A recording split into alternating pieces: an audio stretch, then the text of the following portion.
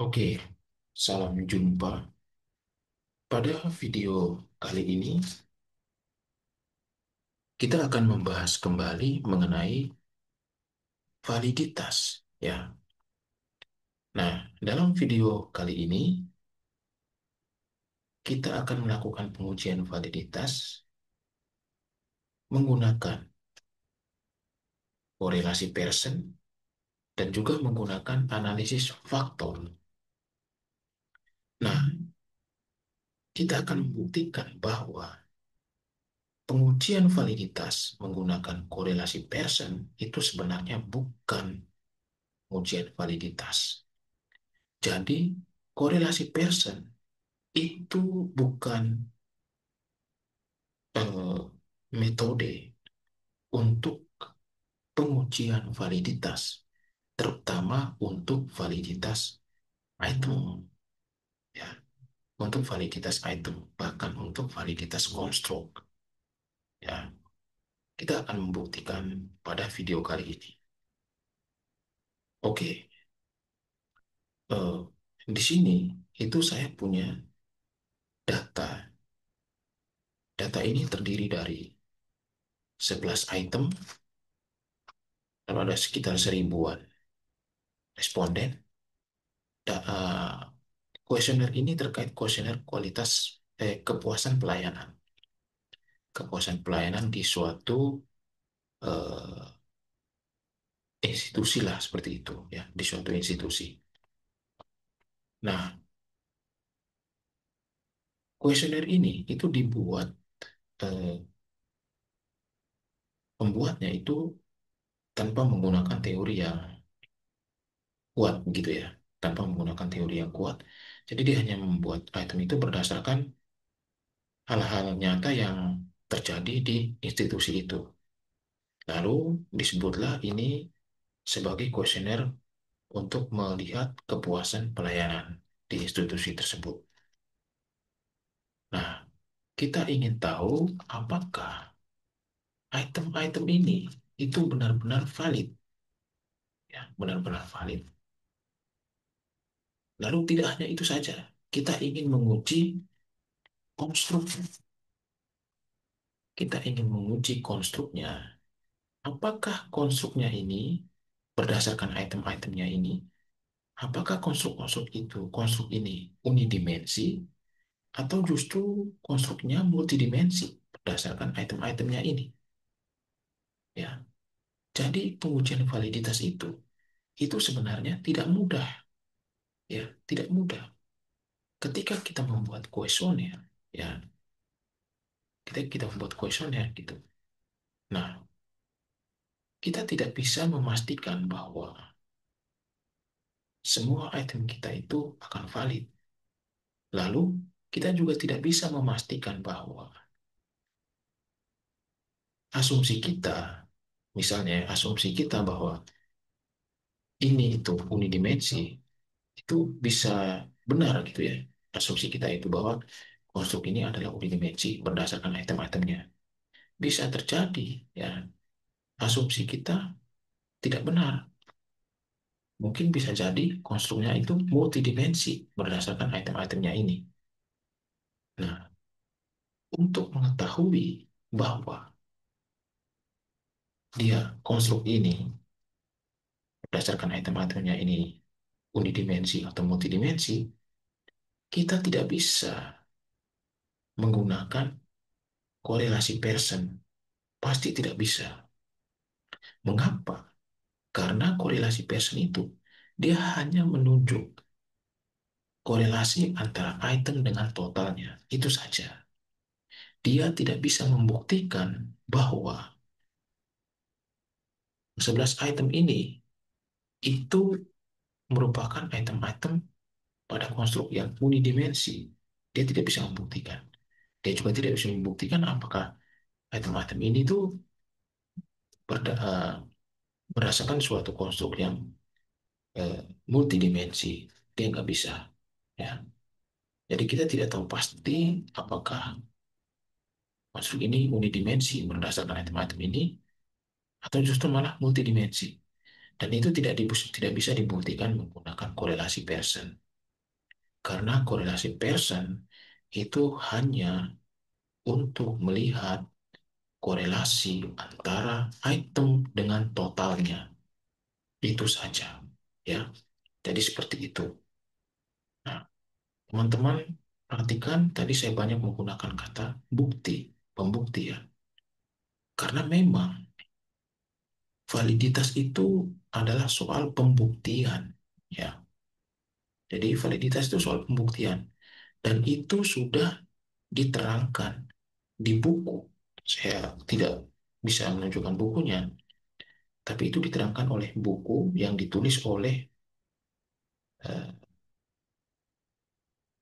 American Psychology Association, lalu kemudian dan organisasi yang lainnya. Nah, nama bukunya itu kalau tidak salah Standard of, saya lupa standar apa gitu. Nah, di buku itu sudah dijelaskan bahwa validitas itu adalah soal pembuktian. Sehingga kalau validitas itu adalah pembuktian, maka untuk membuktikan suatu eh, kuesioner ya itu valid ya itu tidak hanya melulu menggunakan satu cara, tapi mesti berbagai cara untuk membuktikan bahwa instrumen yang kita pakai itu valid ya. Jadi teman-teman, kalau teman-teman itu hanya menguji validitas menggunakan korelasi Pearson, itu bukan validitas ya, itu bukan validitas. Apalagi teman-teman itu hanya menggunakan satu-satunya cara, yaitu menggunakan korelasi Pearson. Padahal korelasi Pearson pun bukan digunakan untuk pengujian validitas, karena korelasi Pearson itu hanya melihat korelasi antara item dengan skor totalnya. Itu saja. Dia tidak menguji validitas. Ya, oke, tanpa berpanjang kata, sekarang kita akan menguji validitas dari instrumen ini, atau kuesioner ini, yang terdiri dari 11 itemnya ini. Ya, pertama kita akan menggunakan korelasi Pearson, dan akan kita buktikan bahwa korelasi Pearson itu sebenarnya bukan untuk pengujian validitas, karena dia memiliki kelemahan-kelemahan, ya, selain dia tidak digunakan untuk pengujian validitas, dia juga memiliki kelemahan-kelemahan yang lain yang akan kita buktikan nanti. Ya, oke, saya sudah punya data seperti ini. Nah, ini ada 11 item, lalu ini ada totalnya. Karena kita ingin masukkan ini ke uh, SPSS dulu untuk melakukan pengujian validitas yang katanya pengujian validitas menggunakan korelasi Pearson. Nah, ini saya sudah masukkan datanya seperti ini. Nah, ini sudah ada totalnya juga. Nah, kita akan menggunakan korelasi Pearson. Correlate, bivariate, kita masukkan semua dengan totalnya ke sini. Lalu jangan lupa centang Pearson, lalu klik OK. Nah, teman-teman bisa lihat ini di sini bagian akhir ini ya di sini. Nah, ini yang dianggap sebagai validitasnya ya, yaitu nilai korelasi ini. Nah, ini korelasi antara item dengan total ya. Ini. Nah, ini kalau kita lihat itu semuanya itu p-value-nya itu di bawah 0,05. Sehingga ya ini bisa dikatakan valid ya. Katanya valid ya. Katanya valid karena semuanya signifikan ya. Ya, semuanya signifikan. Jadi katanya ini valid ya. Nah, dia hanya sampai di sini, teman-teman. Ya, dia hanya sampai di sini. Tapi dia tidak bisa membuktikan apakah betul semua item-item ini mengukur kualitas pelayanan. Ya, jadi item-item ini kan untuk mengukur kualitas pelayanan. Nah, terus dia juga tidak bisa membuktikan apakah betul ya eh, konstruk ini itu unidimensi ya berdasarkan item-itemnya ini. Ya, Dia tidak bisa membuktikan. Korelasi Pearson ini nggak bisa membuktikan apakah konstruk ini unidimensi atau multidimensi berdasarkan item-itemnya ini. Itu tidak bisa dibuktikan oleh korelasi Pearson. Dia hanya menunjukkan nilai korelasinya aja, sudah. Seperti itu saja, tidak bisa lagi. Hanya seperti itu, tidak bisa dia. Ya, tidak bisa. Nah, sekarang kita akan menggunakan pengujian validitas dengan cara yang lain, dengan cara yang benar ya. Ini bukan cara yang lain, tapi cara yang benar, ya, yaitu menggunakan analisis faktor. Nah, analisis faktor ini salah satu cara untuk pengujian validitas, khususnya untuk pengujian validitas konstruk, ya. Nah, untuk pengujian validitas konstruk. Nah, eh, selain itu dia dia juga bisa menunjukkan validitas untuk itemnya itu yang menggunakan faktor loadingnya. Jadi kalau faktor loadingnya itu nilainya di atas 0,5, nah itu bisa jadi eh, item-itemnya itu memang punya kedekatan dengan variabelnya atau mungkin dengan dimensinya seperti itu. Nah, oke. Nah, sekarang kita akan menggunakan analisis faktor ya. Kita akan menggunakan analisis faktor. Pertama, karena kualitas pelayanan ini, ya, item-item kualitas pelayanan ini dibuat tidak berdasarkan teori yang kuat, maka kita akan melakukan analisis faktor dengan uh, exploratory faktor analisis, ya, dengan exploratory faktor analisis. Nah, kita ke analyze, pilih dimension reduction, pilih faktor, lalu kita masukkan semua ini, semua item, ya, tidak termasuk total, kita masukkan ke sini. Lalu di bagian deskriptif, itu kita pilih saja koefisien, KMO, anti-image, oke.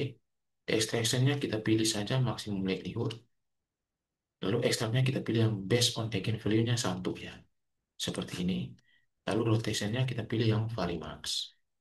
Lalu kita klik continue. Lalu yang option ini kita pilih centang ini saja. Dua ini ya. Nah, lalu kemudian oke.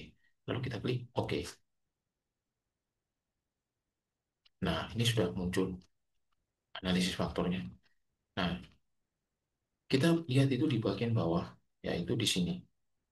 Ini untuk cepatnya saja ya, kita lihat saja di sini. Sebenarnya masih banyak perlu kita analisis di sini, tapi kita langsung lihat pada faktor matriksnya aja ya. Nah, ternyata di faktor matriks ini ya, itu faktor yang terbentuk cuma satu ya. Faktor yang terbentuk cuma satu. Berarti apa? Berarti si exploratory faktor analisis ini mengidentifikasi bahwa ya, eh, konstruk ini dengan item dengan item yang cuma 11 ini, dengan item yang 11 11 ini itu terdeteksi hanya punya satu faktor.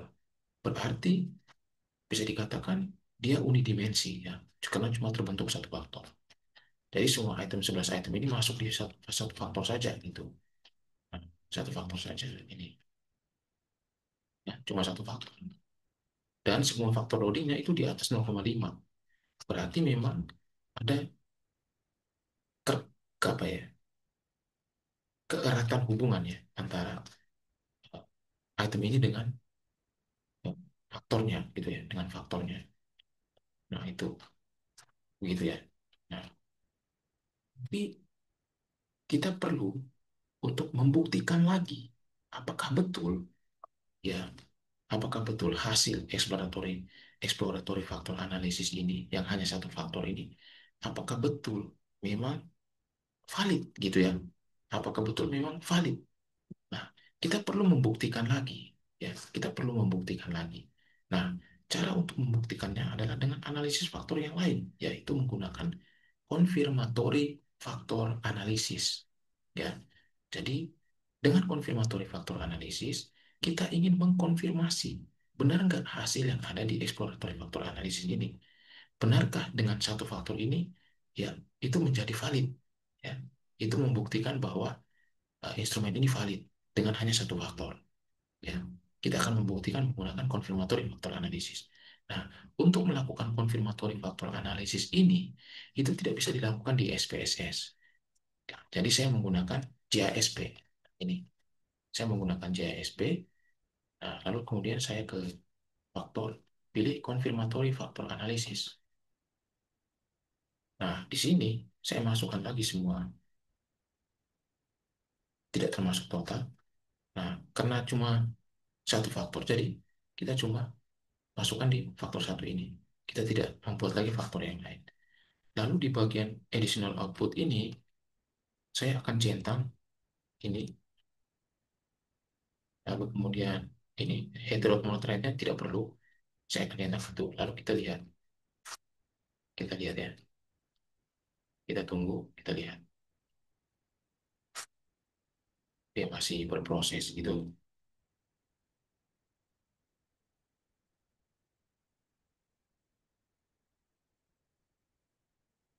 Kita tunggu. Nah, coba sudah semua masuk ya. Ya sudah. Nah, di confirmatory factor analysis ini itu kita perlu melihat pada indeks fit ya, indeks-indeks fit. Jadi di confirmatory factor analysis ini itu kita melihat apakah betul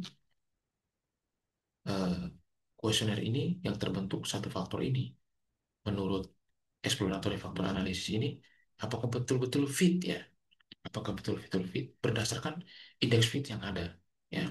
Misalnya kita menggunakan komparatif fit index CFI TLI, lalu menggunakan RMCA lalu SRMR. Nah, biasanya biasanya tidak semua indeks fit ini digunakan.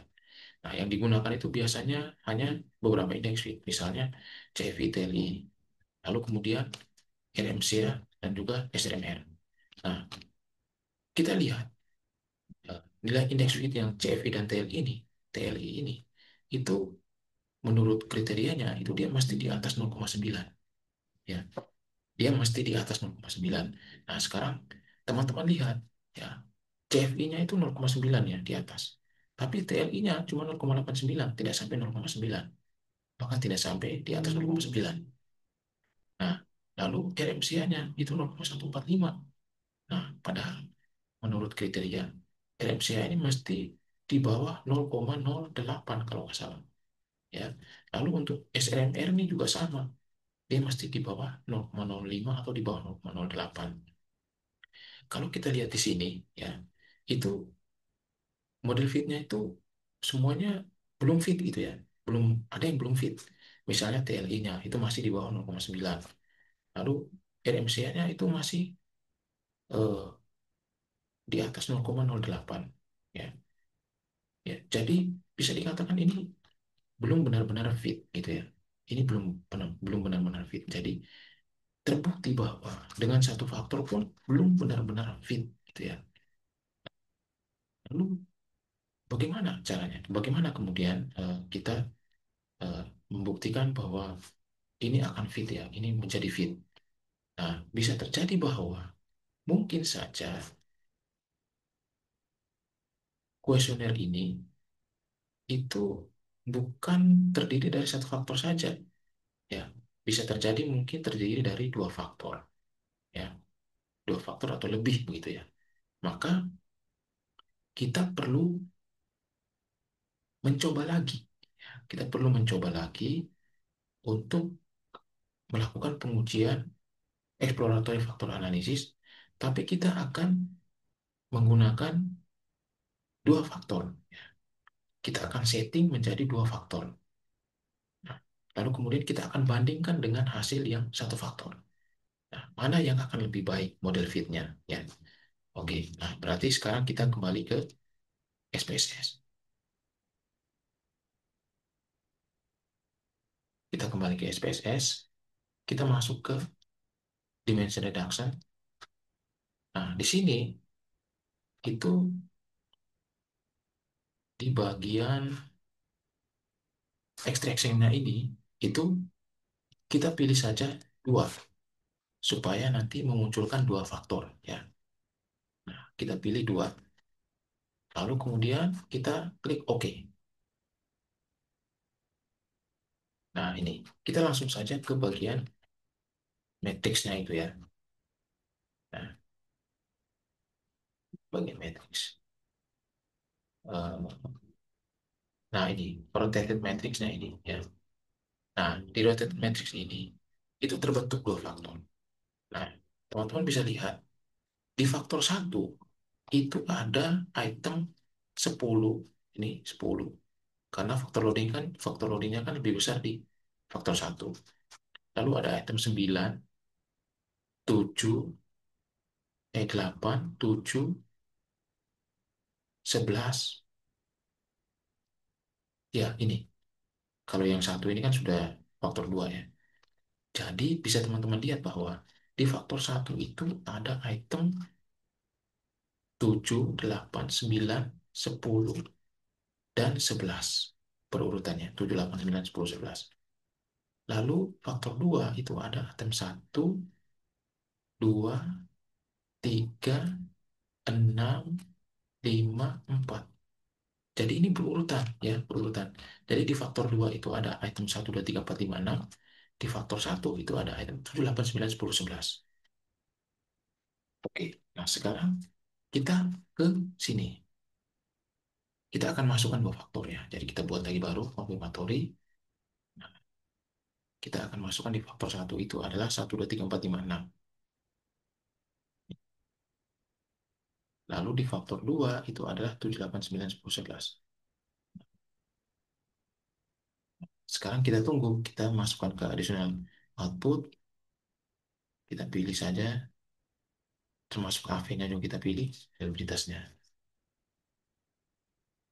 Nah, kita tunggu untuk melihat model fit-nya. Itu ya.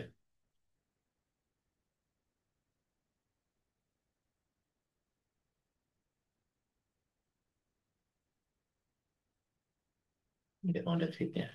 Nah, ternyata itu model fit-nya itu lebih bagus ya. Nah, model fit-nya itu lebih bagus di dua faktor. Mengapa saya bilang lebih bagus? Karena ini CFI-nya 0,9, TLI-nya 0,9 juga di batas. Lalu kemudian RMCA-nya itu lebih kecil 0,98.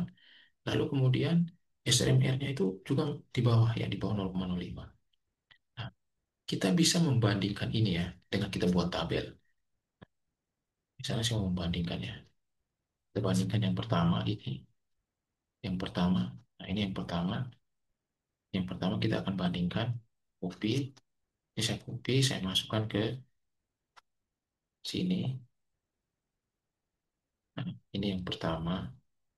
T yang pertama. Lalu kemudian RMCA-nya ini copy. Kita masukkan di sini. Nah, kita akan buat tabel ya. Nih, tabel kita akan membandingkan gitu ya. Ini yang satu faktor, ini satu faktor, ini dua faktor, dua faktor, dua faktor. Kita akan bandingkan ini CFI-nya, TLI-nya, RMC-nya, SNMR, terus dengan nilai AX sama BIC, AX sama BIC. Nah, kita akan masukkan semuanya nilainya. Pertama itu satu dulu, itu CFI-nya ini I faktor CFI-nya ini saya perbesar. Oke, lalu TLI-nya ini, TLI-nya kita masukkan TLI-nya pasti kita besarkan. Terus RMCA-nya ini copy, paste 12. Lalu SLMR-nya ini copy, paste besar. Lalu kita ke AX-nya, AX sama BIC. Nah, ini AX sama BIC-nya, copy, masukkan AX sama BIC-nya di sini. Paste, kita ambil AX-nya, ini nilai AX-nya,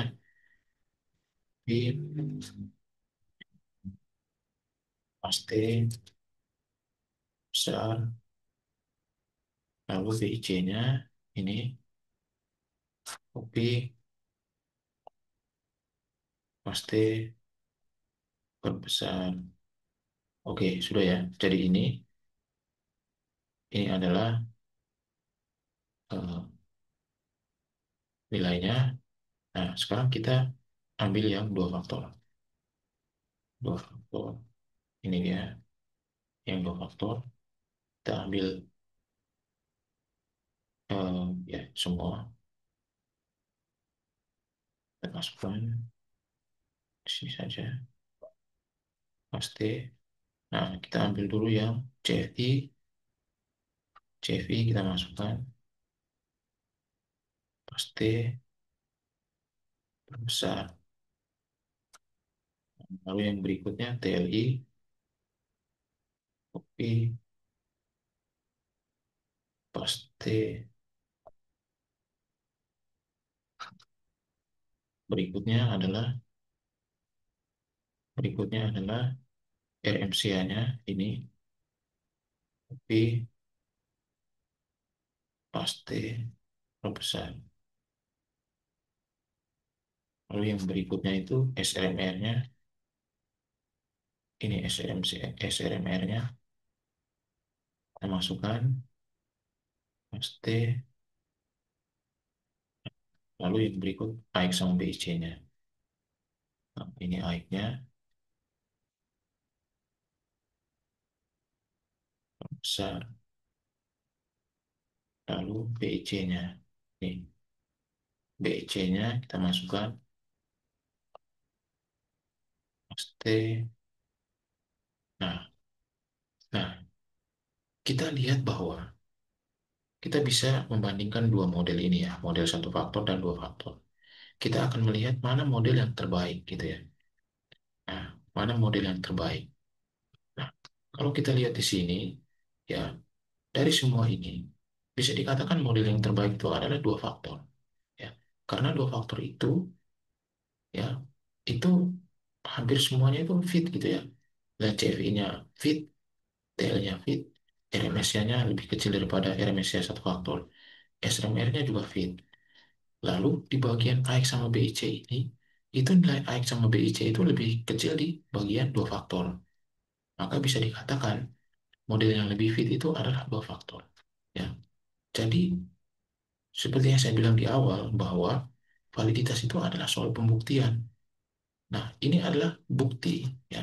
Ini adalah cara kita membuktikan validitas ya, bahwa antara satu faktor dan dua faktor itu ternyata lebih fit itu adalah dua faktor. Maka inilah yang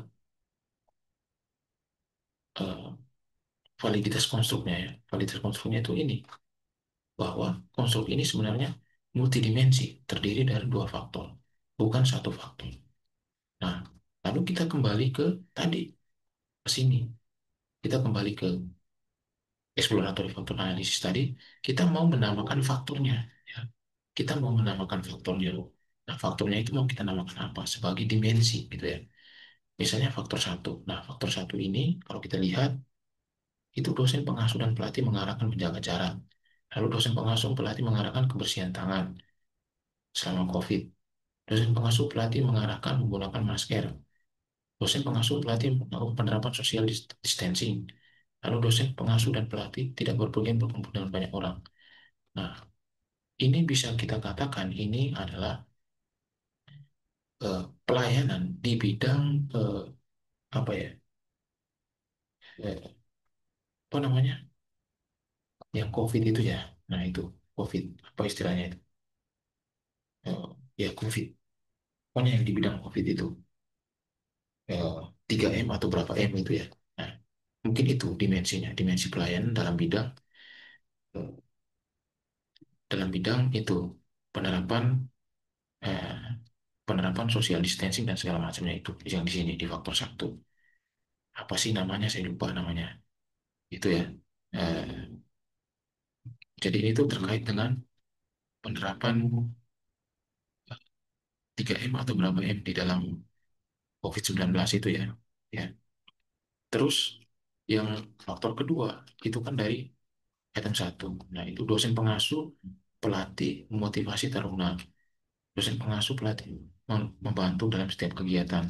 Dosen pengasuh pelatih mengarahkan dalam setiap kegiatan. Dosen pengasuh memberikan bimbingan. Dosen pengasuh melatih mengarahkan taruna bahasa yang benar. Mengarahkan cara mengakses pembelajaran online. Nah, ini bisa jadi ini faktor yang namanya eh, pelayanan dalam bidang pembinaan ya, pembinaan dan pengarahan, pengarahan terhadap eh, taruna gitu ya. Faktornya itu adalah ini, nama faktornya itu pelayanan dalam pembinaan dan pengarahan. Kalau faktor faktor satu ya, ini kan faktor dua. Kalau faktor dua itu faktor satu itu lebih ke pelayanan dalam bidang 3M tadi itu loh, penerapan penerapan apa penerapan 3M itu 3M itu apa yang dalam COVID itu. Nah, ya itu. Jadi kira-kira seperti itu ya. Nah, kira-kira seperti itu. Kita bisa menamakan dimensinya seperti itu ya. Nah, seperti itu. Oke, jadi begitu ya, teman-teman. Jadi pengujian validitas itu bukan sesuatu yang mudah sebenarnya. Tidak semudah omongan, omongan apa? Omongan jasa-jasa joki yang tidak jelas itu ya, yang biasanya suka memanipulasi data itu ya. Jadi tidak semudah itu pengujian validitas itu. Ya, makanya disebut pengujian validitas sebagai pembuktian. Kita harus benar-benar membuktikan dengan berbagai macam cara bahwa ya instrumen yang kita gunakan itu benar-benar valid gitu ya. Kalau kita hanya menggunakan korelasi Pearson tadi, itu sama sekali tidak membuktikan bahwa instrumen kita itu valid ya. Karena korelasi Pearson itu dia hanya bisa membuktikan bahwa ada korelasi antara item itu dengan skor totalnya. Dia tidak bisa membuktikan hal yang lain lagi gitu. Misalnya kayak misalnya seperti di analisis faktor tadi. Ternyata di analisis faktor tadi terbukti bahwa kuesioner ini itu lebih mengarah pada kuesioner yang multidimensi. Ada dua dimensi ya berdasarkan item-itemnya. Ketika dia dianalisis itu dua faktor, ternyata dia lebih fit ya, lebih fit kriterianya itu ya, lebih fit. Sehingga bisa kita katakan bahwa ya ini condong mengarah pada eh, kuesioner atau konstruk yang multidimensi, bukan unidimensi. Dan itu adalah pembuktian validitasnya bahwa dia ini kuesioner ini bukan unidimensi, tapi multidimensi. Lalu kita bisa menamakan dimensi-dimensinya tadi. Misalnya di faktor satu atau dimensi satu, kita menamakan sebagai pelayanan dalam bidang 3M tadi itu ya, 3M itu ya, untuk COVID itu, 3M itu berapa M itu. Lalu yang di faktor kedua itu lebih kepada pelayanan dalam bidang pembimbingan dan pengarahan. Nah, kira-kira begitu ya. Oke, saya kira demikian saja video saya yang panjang ini. Semoga video ini bermanfaat ya. Dan tolonglah ya, tolonglah cobalah tidak lagi menggunakan korelasi Pearson itu untuk pengujian validitas item. Semoga ini bermanfaat. Terima kasih.